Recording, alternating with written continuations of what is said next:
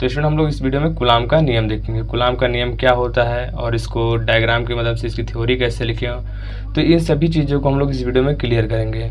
तो स्टूडेंट बने रहिए वीडियो के लास्ट तक। चलिए स्टार्ट करते हैं। तो सबसे पहले यहाँ पर हम हेडिंग डालेंगे कूलाम का नियम। इसमें लिखेंगे नियमानुसार। तो नियमानुसार क्या होता है इसको समझते हैं। दो स्थिर बिंदु आवेशों के बीच लगने वाले बल कोई भी हो सकता है, प्रतिकर्षण या आकर्षण। अगर प्लस चार्ज होगा, प्लस चार्ज होगा तो प्रतिकर्षण होगा, अगर माइनस प्लस होगा तो आकर्षण होगा। उन दोनों आवेशों के गुणनफल के अनुक्रमानुपाती तथा उन दोनों आवेशों के बीच की दूरी के वर्ग के व्युत्क्रमानुपाती होता है। यही हमारा क्या होता है, कूलाम का नियम होता है।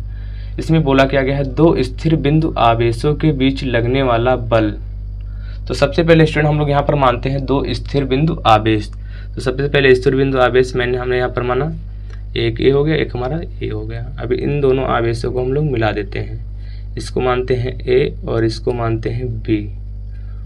इसको मान लेते हैं Q1 और इसको मान लेते हैं Q2। और इन दोनों आवेशों के बीच की दूरी को क्या मान लेते हैं, स्मॉल r मान लेते हैं। इसमें कहा क्या गया स्टूडेंट, इसी की मदद से हमने यहाँ पर डायग्राम बनाया है।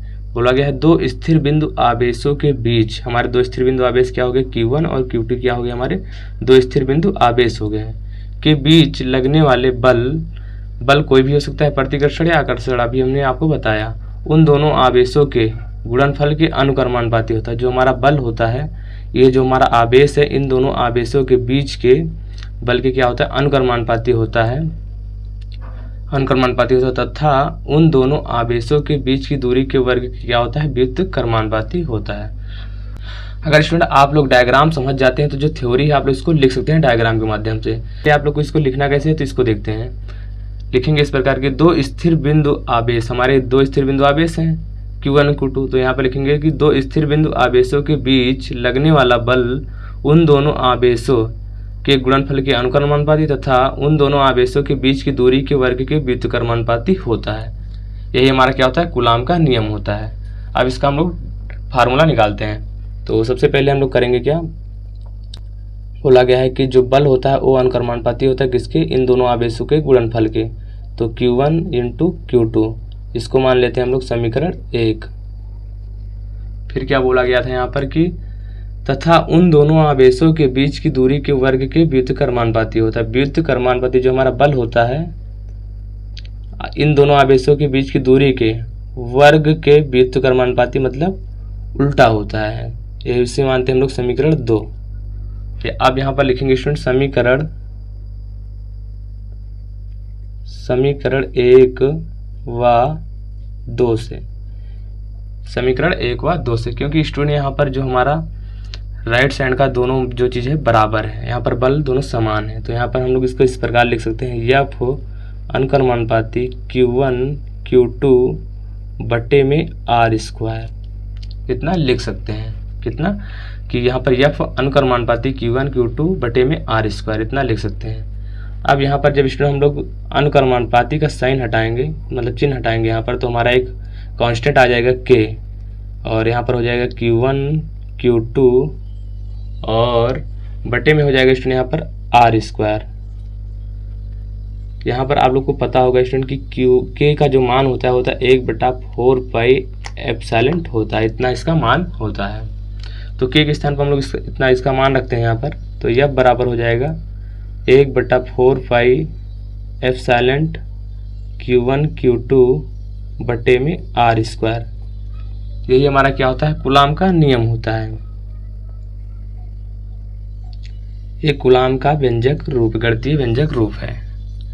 और यहाँ पर स्टूडेंट जो हमारा K का मान इतना भी होता है, 9 × 10⁹, ये भी हमारा K का मान होता है। अब यहाँ पर स्टूडेंट जो हमारा K है वो क्या है, समानुपातिक स्थिरांक या समानुपातिक स्थिरांक हमारा है। तो इसको हम लोग यहाँ पर लिख लेंगे, जहाँ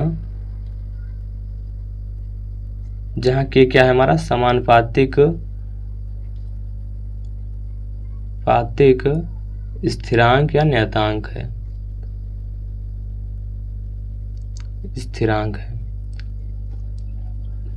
जिसका मान क्या होता है हमारा, अभी हमने आप लोग को यहाँ बताया है K का मान इतना भी होता है, 1/4 पाई एप्सिलॉन नॉट भी होता है, और 9 × 10⁹ न्यूटन मीटर स्क्वायर प्रति कूलाम स्क्वायर भी इसका होता है क्या, मात्रक। और यहाँ पर जो हमारा एप्सिलॉन नॉट है इसका मान, ये हमारी क्या होती है, निर्वात की विद्युतशीलता होती है। तो यहाँ पर लिख लेंगे जहाँ एप्सिलॉन नॉट क्या है, हमारी निर्वात की विद्युतशीलता है, निर्वात की विद्युतशीलता।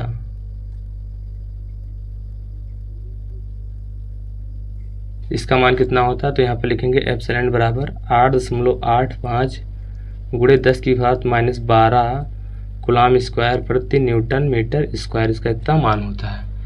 तो स्टूडेंट अगर आप लोग जब नियम लिखेंगे तो आप लोग इतना भी लिख सकते हैं। तो ये हमारा होता है स्टूडेंट कूलाम का नियम। तो इसका स्क्रीनशॉट कर लीजिए यहाँ पर पूरा, पहले नियम का पूरा स्क्रीनशॉट कर लीजिए, फिर यहाँ पर इसका भी, और यहाँ पर इसका भी कर लीजिए।